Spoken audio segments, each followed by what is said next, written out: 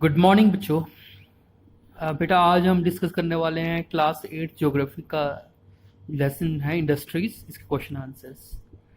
बेटा first question है, what is meant by term industry. Industry किसे कहते हैं? इंडस्ट्री लफ्ज जो है उसके क्या मतलब है, क्या मायने हैं? Industry refers to an economic activity that is concerned with the production of goods and extraction of minerals and provision of services. Industry जो लफ्ज़ है बेटा उसका मतलब होता है एक ऐसी एक इकोनॉमिक एक्टिविटी है जिसका वाबस्ता है प्रोडक्शन ऑफ गुड्स से, जिससे जैसे हम सब जो प्रोडक्ट्स बनाते हैं, गुड्स बनाते हैं, उससे इसका वाबस्ता है, उससे ये ताल्लुक़ रखती है। और एक्सट्रैक्शन ऑफ मिनरल्स, ज़मीन के नीचे से जब हम मिनरल्स निकालते हैं, एक्सट्रैक्ट करते हैं, उससे वाबस्ता है। और प्रोविज़न ऑफ सर्विसेज, और जो भी सर्विसेज हैं जो हम सेवाएं प्रदान करते हैं, देते हैं, उससे भी ये वाबस्ता रखता है लफ्ज़ इंडस्ट्री। कुछ एग्जांपल्स हैं, जैसे आयरन एंड स्टील इंडस्ट्री है, प्रोडक्शन है ना, इससे प्रोडक्ट बनता है। आयरन और स्टील इंडस्ट्री से मशीनें बनती हैं और लोहे की जो भी चीज़ें बनती हैं, जो भी प्रोडक्ट्स बनते हैं, गुड्स बनते हैं, वो हो गया प्रोडक्शन ऑफ गुड्स में एक एग्जाम्पल।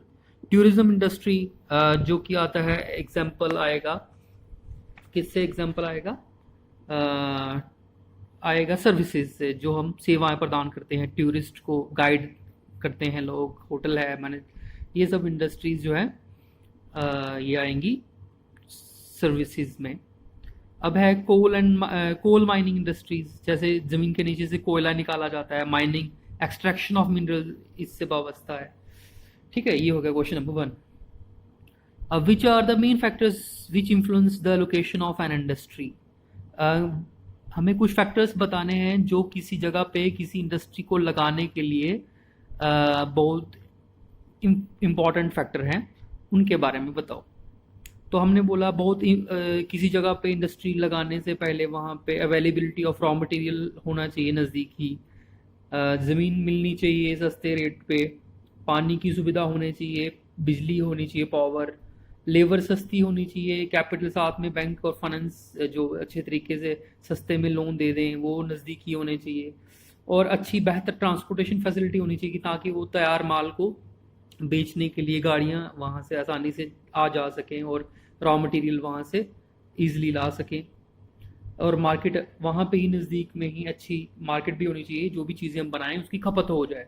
तो ये सब फैक्टर होंगे किसी जगह पे, तो वहाँ पे ज़्यादा इंडस्ट्रीज़ की लोकेशन होगी और ज़्यादा इंडस्ट्रीज़ वहाँ पे लग जाएंगी। ये सब फैक्टर्स हैं जो इन्फ्लुएंस करते हैं location of a industry. Question number 3 की तरफ बढ़ते हैं बेटा। Which industry is often refer to as the backbone of modern industry and why. हमें बताना है कि वो कौन सी इंडस्ट्री ऐसी है जिसको backbone of the modern economy या मॉडर्न इंडस्ट्री या मॉडर्न जो सिविलाइजेशन है उसकी बैकबोन बन गई है। कौन सी इंडस्ट्री ऐसी है और क्यों ऐसी इंडस्ट्री क्यों है? तो हमने कहा आयरन एंड स्टील इंडस्ट्री जो है वो ऑफनली रेफर की जाती है backbone of the modern industry. ठीक है, मॉडर्न इंडस्ट्री की या मॉडर्न सिविलाइजेशन की बैकबोन कहलाती है आयरन एंड स्टील इंडस्ट्री। तो अब है जवाब इसका कि क्यों ऐसा होता है, इसको हम क्यों रेफर करते हैं backbone of the modern industry. तो मॉडर्न सिविलाइजेशन की जो है ये बैकबोन क्यों है? तो हमने कहा almost everything, tools and machinery is made up of steel and industry, क्योंकि ऑलमोस्ट हर चीज़ जो है वो स्टील और आयरन इंडस्ट्री से ही बना होता है। क्योंकि अब कपड़े भी बनेंगे तो वो भी वहाँ मशीनें होंगी, लोहे से बनी होंगी, स्टील से बनी होंगी, हर चीज़। इवन की बिस्किट बनाने होंगे तो वो किसी मशीन से ही निकलेंगे, लोहे की या स्टील की बनी हुई मशीन से। तो इसलिए हर मशीन जो है, हर सेक्टर में, हर इंडस्ट्री में आयरन और स्टील का इस्तेमाल होता है, इसलिए ये बड़ी अहम है। ऑयल निकालना है ज़मीन के नीचे से, क्योंकि आज की जो पूरी इकॉनमी है दुनिया की वो ऑयल के ऊपर चल रही है। तो ऑयल भी अगर निकालना है तो उसमें स्टील की पाइप्स या स्टील की ड्रिलिंग मशीन्स वगैरह यूज़ होंगी। स्टील की पाइपलाइन एक जगह से टाइट तेल को दूसरी जगह पे ले जाने के लिए इस्तेमाल होती है, तो steel pipeline transportation important for transportation of oil.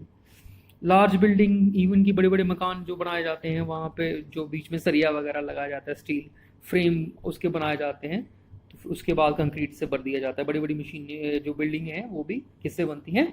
Iron and steel से ही। तो इसलिए आयरन एंड स्टील को मॉडर्न इकोनॉमी की बैकबोन या मॉडर्न इंडस्ट्री की बैकबोन कहा जाता है। Question number 4, why cotton textile industry rapidly spreading in Mumbai. Mumbai में कॉटन एंड टेक्सटाइल इंडस्ट्री जो है, जिससे कपड़े वगैरह कॉटन के बनते हैं, टेक्सटाइल बनता है, कपड़े बनते हैं, वो मुंबई में बड़ी तेजी से क्यों फैलती जा रही है। तो मुंबई में उसका फैलने का वजह बताओ, ठीक है। तो हमने बोला बिकॉज जो सबसे पहले ही अंग्रेज़ों के टाइम पे ही अगर सबसे पहली इंडस्ट्री कहीं लगी थी किसकी, ये टेक्सटाइल, कॉटन टेक्सटाइल बनाने की, तो वो मुंबई में लगी थी 1854 में। कहाँ पे लगी थी? मुंबई में। तो शुरुआत से ही वहाँ पे और मुंबई में कॉटन टेक्सटाइल इंडस्ट्रीज़ बहुत सारी इसलिए डेवलप हो गई क्योंकि वहाँ पे जो कॉटन उगाने के लिए वार्म एंड मॉइस्ट क्लाइमेट चाहिए होता है, वो कॉटन उगाने के लिए, तो वो वहाँ पे अवेलेबल है मुंबई और महाराष्ट्र के आसपास एरियाज़ में। पोर्ट फैसिलिटी है, मुंबई जो है समुद्र के किनारे बसा हुआ है शहर है, वहाँ पे पोर्ट की फैसिलिटी है, जहाँ मशीनरी वगैरह कॉटन टेक्सटाइल इंडस्ट्रीज़ के लिए मंगवानी हो, इंपोर्ट करनी हो, तो वहाँ से ईजिली मंगवा सकते हैं। इवन के तैयार माल, कपड़े वगैरह दूसरे मुल्कों में भेजना हो, फिनिश्ड गुड्स जो है, वहाँ से पोर्ट में के ज़रिए हम भेज सकते हैं। तो पोस्ट फैसिलिटी है, इसलिए वहाँ पे जल्दी से वो फैल गई, स्प्रेड हो गई ये industries. Availability of cheap and skilled labour, सबसे बड़ी इंपॉर्टेंट ये चीज़ है कि बहुत ज़्यादा लोग मुंबई जैसे शहर में काम की तलाश में आते हैं, इसलिए वहाँ पे बड़ी आसानी से चीप और स्किल्ड लेबर मिल जाती है कॉटन टेक्सटाइल इंडस्ट्रीज़ के लिए। तो ये सब कारण है बेटा, जिसकी वजह से कॉटन टेक्सटाइल इंडस्ट्रीज जो है बड़ी आसानी से, बड़ी जल्दी, रैपिडली स्प्रेड हो गई मुंबई जैसे शहर में।